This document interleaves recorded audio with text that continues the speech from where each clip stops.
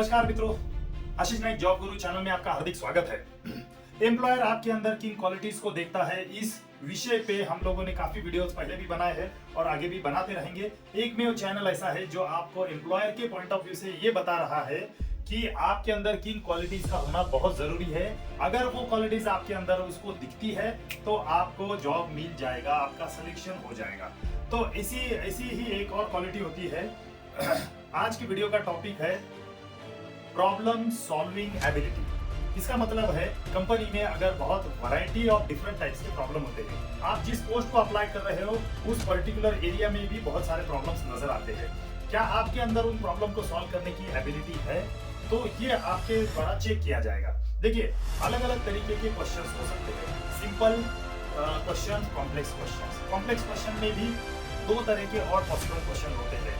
जैसे ऐसे क्वेश्चन जो आपके अनुभव के ऊपर आधारित है और कुछ इमेजिनरी है जिसमें आपका अनुभव नहीं है। तो ऐसे में आपको क्या सोच है, तो चलिए एक एक करके सब देखते हैं। देखो, मैं तो इस प्रॉब्लम सॉल्विंग एबिलिटी को बहुत इंपॉर्टेंट मानता हूँ। अगर एम्प्लॉय के अंदर प्रॉब्लम को सॉल्व करने की एबिलिटी नहीं है, चाहे वो कोई भी हो, चाहे एचआर हो, अकाउंट्स वाला हो, सेल्स वाला हो, मार्केटिंग वाला हो, टेलीकॉलिंग वाला हो, मैनेजर हो, डेवलपर हो, टेस्टिंग हो, किसी भी रोल में अगर ये बहुत ही मामूली एक्सपेक्टेशन है लेकिन बहुत क्रिटिकल है, बहुत सारे लोगों के पास ये एबिलिटी नहीं होती है या फिर होती है और उनको पता नहीं है कि मुझे ये प्रदर्शित कैसे करने, दिखानी कैसे है, लोगों को एग्जिबिट कैसे करना है। तो प्रॉब्लम सॉल्विंग में सबसे पहले मैं चेक करूंगा सिंपल तरीके से। कोई भी एम्प्लॉय पहले सिंपल सवाल आपको पूछेगा, तो आपको सवाल जब आपके ही एरिया के अंदर इंटरव्यू लेते लेते एक दो सवाल में आपको टेस्ट किया जाएगा। एग्जाम्पल के तौर पे आप एचआर हो और आपने बोला अच्छा ठीक है, रिक्रूटमेंट के दौरान आपको क्या क्या प्रॉब्लम आए, या फिर आपने पेरोल रन करते हुए आपको क्या प्रॉब्लम आए। अकाउंट वाले को पूछ सकते हैं बुक कीपिंग में आपको क्या प्रॉब्लम आए। मार्केटिंग वाले को आपको सवाल पूछ सकते हो भाई लीड जनरेशन में आपको क्या प्रॉब्लम आए। सिंपल से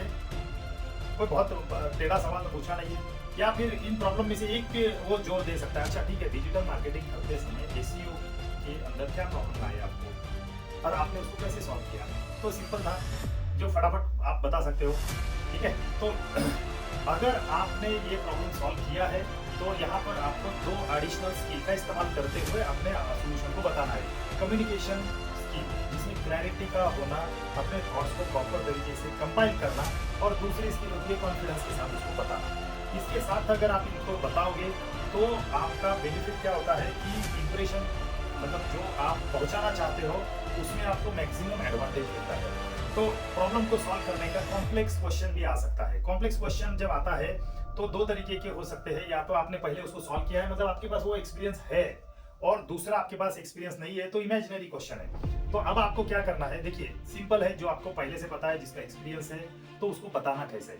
तो इसके लिए मैं आपको एक टेक्निक बताता हूँ। ये टेक्निक को समझना है आपको, ये टेक्निक को रट लेना है, रिहर्सल करना है। ऐसे जीवन में हमेशा सभी प्रॉब्लम्स के लिए नहीं, क्या आप एक लिस्ट बना लो, लिस्ट बना लो, आप अपने डायरी में लिखो कि मैंने अपने जीवन में सोच सोच के लिखो आपके जो भी तरीके के काम आपने किया है उसमें क्या प्रॉब्लम फेस किया। भले सोल्यूशन किसी और ने निकाला होगा लेकिन आप लिखो कि ये सोल्यूशन था, और बाद में बताने के लिए हो जाएगा कि मैंने किया था। ठीक है, अगर आपने नहीं किया है तो उस केस में, लेकिन आपने किया है तो बहुत अच्छी तरीके से आप बता सकते हो, और बताना जरूरी है। तो ये टेक्निक को बोला जाता है स्टार रिस्पॉन्स। ये बहुत फेमस टेक्निक है। स्टार मतलब STAR। ठीक है, तो S क्या होता है, S मतलब सबसे पहले सिचुएशन को एक्सप्लेन करना। ठीक है, दूसरा T मतलब आपका उसके अंदर क्या टास्क था, और उसके बाद है A मतलब आपने क्या एक्शन लिया, और R मतलब आपके एक्शन की वजह से क्या रिजल्ट आए। प्रॉब्लम सॉल्विंग की दुनिया में star response is the fantastic way to answer the question. ठीक है, बहुत बढ़िया तरीका माना जाता है। स्टार रिस्पॉन्स को कैसे, एग्जांपल के तौर पे मैं कुछ चीजें बताता हूँ आपको। आप मार्केटिंग डिपार्टमेंट में हो और आपको लीड जनरेट करने में दिक्कत आ रही है, तो आपने ये प्रॉब्लम आपने फेस किया है और आपने इसको सक्सेसफुली सॉल्व भी किया है। ठीक है, तो एम्प्लॉयर आपको पूछता है अच्छा आपको कितना एक्सपीरियंस है मार्केटिंग की इसमें। आप कहोगे भाई सर मुझे 2 साल 4 साल 10 साल जो भी एक्सपीरियंस है आपका, या 1 से या 6 महीने का इंटर्नशिप भी किया होगा आपने। चलिए व्हाटएवर, जो उसके दौरान आपने जो सीखा आपको बताना है। सो लीड जनरेशन में क्या प्रॉब्लम था सर, मैंने 2 टाइप के प्रॉब्लम्स को फेस किया है, तो मैं दोनों के बारे में आपको बताता हूँ। तो बोलिए ना, इधर 4 है तो 4 बोलिए, 10 है तो 10 बोलिए, क्या आपको लेकिन बोलना है महत्वपूर्ण और मुख्य, जिससे आपको इंप्रेशन बनाना है। एक लंबी लिस्ट नहीं बोलनी है, उसको 1 या 2 चुनना है उसमें से। तो 2 महीने ऐसे चुने सर। पहला था लीड जनरेट ही नहीं हो पा रही थी सर, तो लीड जनरेट नहीं होने के लिए ये एक प्रॉब्लम था। दूसरा प्रॉब्लम था सर कि जब हम लोगों ने इस प्रॉब्लम को सॉल्व किया तो दूसरा प्रॉब्लम हमारे सामने आया कि कॉस्ट पर लीड बहुत ज्यादा जाने लगी। तो ये दोनों प्रॉब्लम मैं आपको एक्सप्लेन करता हूँ। तो मतलब आपने क्या किया, सबसे पहले एक बैकग्राउंड सेट किया, उसकी अपेक्षा सेट कर दिया। अब वो आपसे जानने के लिए उत्सुक बैठा है कि दो प्रॉब्लम आपने कैसे सॉल्व की। तो दोनों के लिए स्टार रिस्पांस आपको लगाना है। पहला प्रॉब्लम आपने बोला लीड जनरेशन नहीं हो रहा था, तो स्टार सिचुएशन कैसे अप्लाई करोगे? एस मतलब सिचुएशन, सर हम लोग अपनी कंपनी में मार्केटिंग सॉल्व कर रहे थे, मार्केटिंग का काम करते थे, मेरे टीम में 3 लोग थे, हम तीनों मिलकर कंपनी के प्रोडक्ट्स के लिए लीड जनरेशन का काम करते थे। लेकिन हमारे कंपनी को कोई खास सक्सेस मिल नहीं रहा था। कंपनी में टीम बदल के देखी लेकिन फिर भी उनको कोई मिल नहीं रहा था। तो ये सिचुएशन जब मैं वहाँ पर आया, मैंने भी देखा, हमारे टीम में मैंने इसके बारे में डिस्कस किया। अब अकेला मेरा रिस्पॉन्सिबिलिटी तो था नहीं है, लेकिन टीम की थी रिस्पॉन्सिबिलिटी। मैनेजर जो थे हमारे कंपनी के ओनर ही डायरेक्टली मैनेज करते थे इसको, या फिर अगर आपका कोई मैनेजर होगा मार्केटिंग का तो उसको बोलो। तो हम लोगों ने एक टीम लिया सर, और मेरा टास्क था कि इस सिचुएशन को मैं अपनी तरफ से क्या सजेशन दूं, क्या ऐसी चीजें बताओ जिससे मैं इसको सॉल्व कर सकते हैं। तो मैंने सर इनिशिएटिव लेते हुए मैंने अपने मैनेजर को बोला, सर ये लगातार 8वां महीना है, जैसे मैंने सुना है हमारी दूसरी टीम है मार्केटिंग में, ये सर लीड्स क्यों नहीं आ रही है सर, क्या कर सकते हैं हम लोग? एक थोड़ा मीटिंग करके डिस्कस करें क्या सर, हम लोग सब अपने विचार उस पर रख सकते हैं। तो मीटिंग अक्सर होती रहती है इस विषय पे, लेकिन अभी आपने ध्यान आकर्षण किया उस बात को लेके कि सर हमारे कंटिन्यूअस एफर्ट के बाद भी फेलियर क्यों आ रहे हैं। तो आपने वो सिचुएशन सामने रखी, आपने अपना टास्क क्या बताया कि सर मेरा काम था सिचुएशन को समझते हुए कंट्रीब्यूट करना, आइडियाज को कंट्रीब्यूट करना, इसको आइडियाज को इम्प्लीमेंट करना, और उसमें से मैं अगर इसमें से कंपनी को बाहर निकाल सकता हूँ तो क्या करना। तो सर मेरा 2 साल का एक्सपीरियंस था। मैंने कंपनी के मैनेजर को बोला कि सर मैं अपने पुराने इसमें थोड़ा अलग तरीके से कर देते।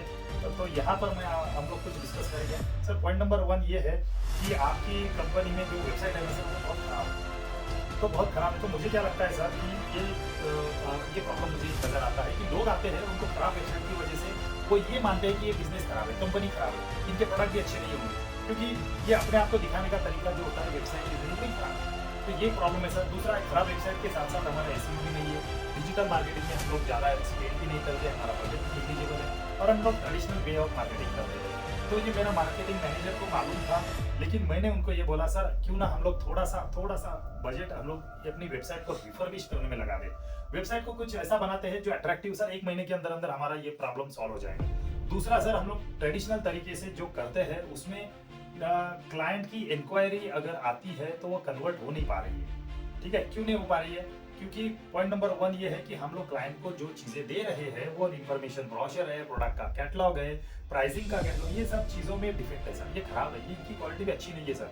तो मार्केट में हमारे कॉम्पिटिटर जो है वो और भी बेहतरीन तरीके के ब्रोशर दे रहे हैं, बेहतरीन तरीके के प्रोडक्ट कैटलॉग दे रहे हैं, और उसके साथ साथ वो बहुत लंबी गारंटी भी दे रहे हैं, वारंटी भी दे रहे हैं। और हमारे यहाँ पर ये थोड़ा सा मुझे लगता है सर, थोड़ा स्टडी हमको यहाँ करना चाहिए कॉम्पिटिटर एनालिसिस के साथ। तो मैंने ये सब 2 चीज़ें बताई, हमारे मैनेजर को लगा कि ये मुझे पता था, लेकिन आज तक किसी ने टीम में ये बोला नहीं। और हम लोग हमेशा करते रहे कि भाई कॉलिंग के लिए कैसा पिच होना चाहिए, कॉल करते वक्त क्लाइंट को क्या बोलना चाहिए, इन्हीं चीज़ों में अटके रहे, लेकिन मूल रूट कॉज तो कुछ और ही था। तो ये हम स्टार रिस्पॉन्स में आपने क्या किया कि सिचुएशन को एक्सप्लेन किया, टास्क आपका बताया। अब आपने एक्शन में आकर भी क्या बोला कि सर मुझे लगता है 2 चीज़ों पर अगर हम लोग फोकस करेंगे तो हमें को कुछ फायदा होगा। अब रिजल्ट क्या आया? रिजल्ट में ऐसा है कि हम लोगों ने कन्विंस किया, उन्होंने थोड़ा बहुत बजट डाल के 1 महीने के अंदर अंदर नई क्वालिटी की वेबसाइट बना ली। अब लोगों के बीच में जब हम लोग जाने लग गए, लोग पहले हमसे मिलने लगे, पहले वेबसाइट को देखना चाहते थे, वेबसाइट में देखने के बाद इंप्रेस होने लगे, इंप्रेस होने के बाद वो हमारे तरफ उनका बात करने का नजरिया धीरे धीरे बदलने लगा। हम लोगों ने जो ब्रोशर्स उनके सामने प्रेजेंट किए, जो प्रोडक्ट कैटलॉग उनके सामने प्रेजेंट किया, जो एडिशनल वारंटी व सपोर्ट वगैरह उनके साथ जोड़ दिया। अब हमको ऐसा लगने लगा सर कि हमारी एक्सेप्टेबिलिटी बढ़ रही है मार्केट में, और अभी इंक्वायरीज आने चालू हो गई है, लीड जनरेशन चालू हो चुका है। तो देखो सिचुएशन को कितना अच्छे से आपने एक्सप्लेन किया। ऐसे और बहुत सारे दूसरे भी एक सिचुएशन हो सकते हैं। मान के चलिए अगर एचआर डिपार्टमेंट में हो आप, और आपने एक सवाल पूछा गया कि भाई कंपनी में एम्प्लॉयज के बीच में अगर कोई कॉन्फ्लिक्ट होता है तो आपने इसको कैसे सॉल्व किया, बताइए। ये प्रॉब्लम है, एचआर का काम है, यही करना है।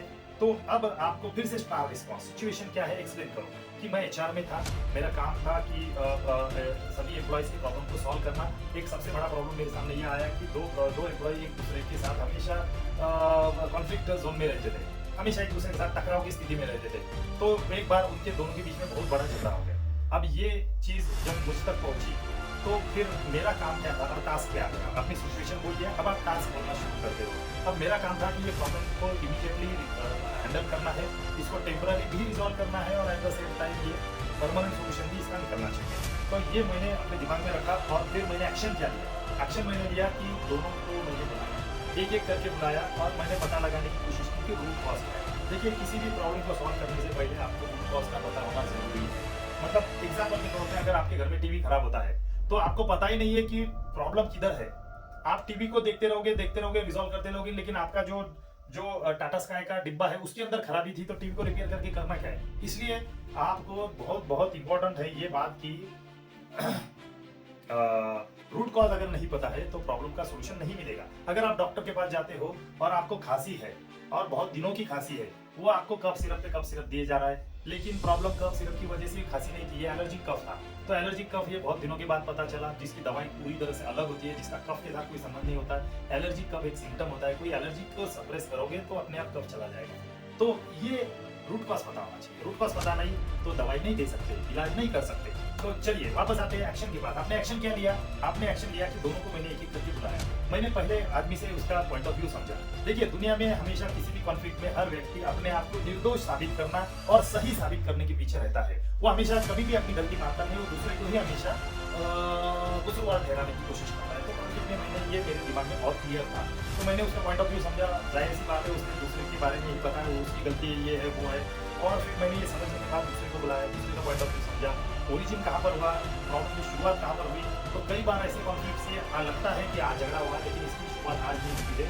कई दिन पीछे कुछ ना कुछ होता है जिसकी वजह से उसका रिपरकशन आज सामने आया है, लेकिन आग तो पहले ही लग चुकी थी, चिंगारी तो बहुत पहले पड़ चुकी थी। ठीक है, तो फिर मैं रूट कॉज को समझा और फिर मैंने उन सबसे पहले बोला कि देखो गाइस, अभी आपको ठंडे दिमाग से काम लेना होगा और सबसे पहले एक दूसरे को सॉरी बोलो। ठीक है ना, ये एक ऑफिस का कल्चर है, यहाँ सब पढ़े लिखे अच्छे समझदार लोग आते हैं और यहाँ इस तरह की हरकतें कोई भी बर्दाश्त नहीं करेगा।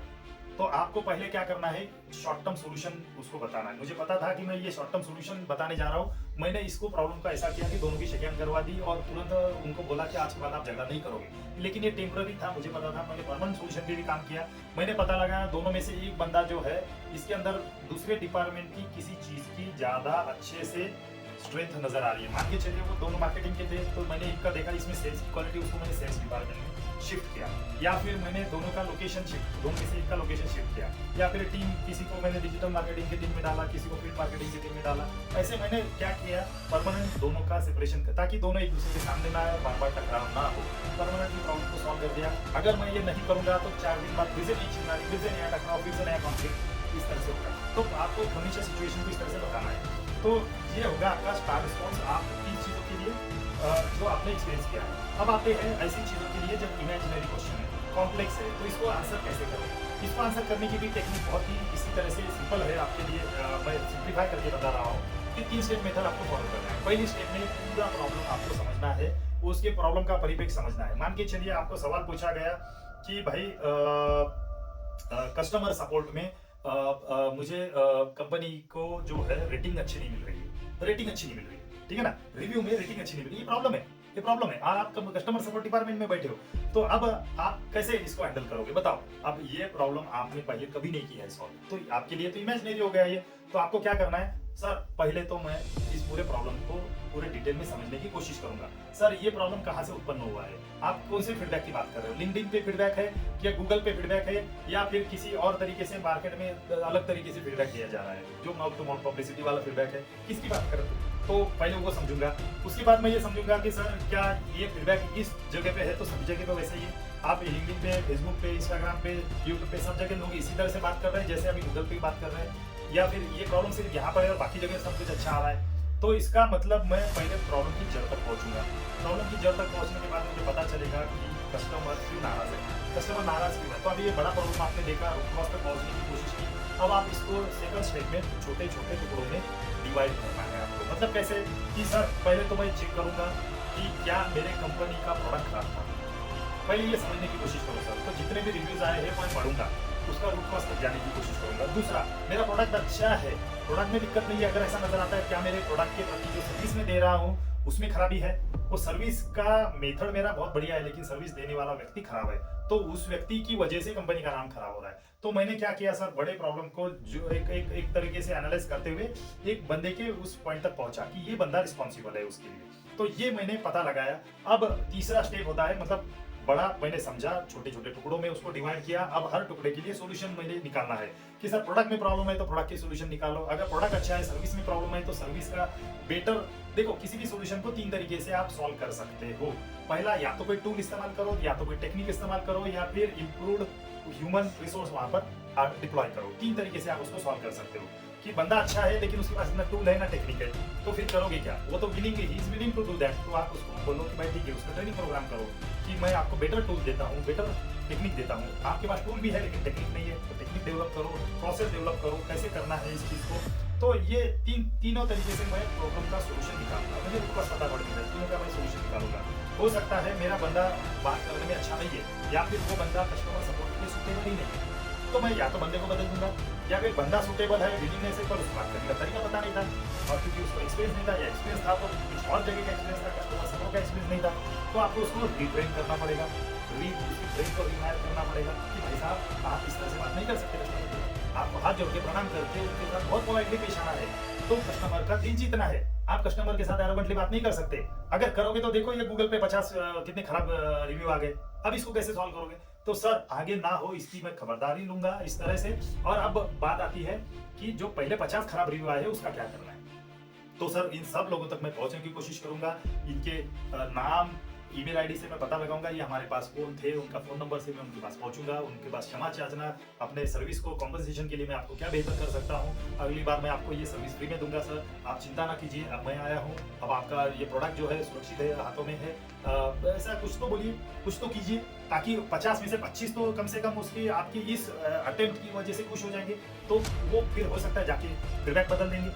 भाई 1 स्टार था, कम से कम 3 पे आ जाएंगे, वो 3 था तो 4 पे आ जाएंगे। अरे कुछ तो इम्प्रूवमेंट मिलेगा। तो इस तरह से मैं इस प्रॉब्लम को सॉल्व करूंगा। देखो, तो इमेजिनरी प्रॉब्लम को आपने आंसर कैसे दिया? सबसे पहले बड़े लेवल पे उस प्रॉब्लम को समझा। दूसरा स्टेप था उस प्रॉब्लम के छोटे छोटे टुकड़े करके आपने पता लगाने की कोशिश की कि ये रूट कॉज तक पहुंचने के लिए कौन सा प्रॉब्लम हो सकता है। रूट कॉज आइडेंटिफाई किया, तो तीसरा मैंने एक्शन क्या लिया उस रूट कॉज को सॉल्व करने के लिए, मल्टीपल सोल्यूशन निकाले। तो मल्टीपल सोल्यूशन एक एक करके इम्प्लीमेंट करना है आपको, और बेहतर रिजल्ट आपको लेकर आना है।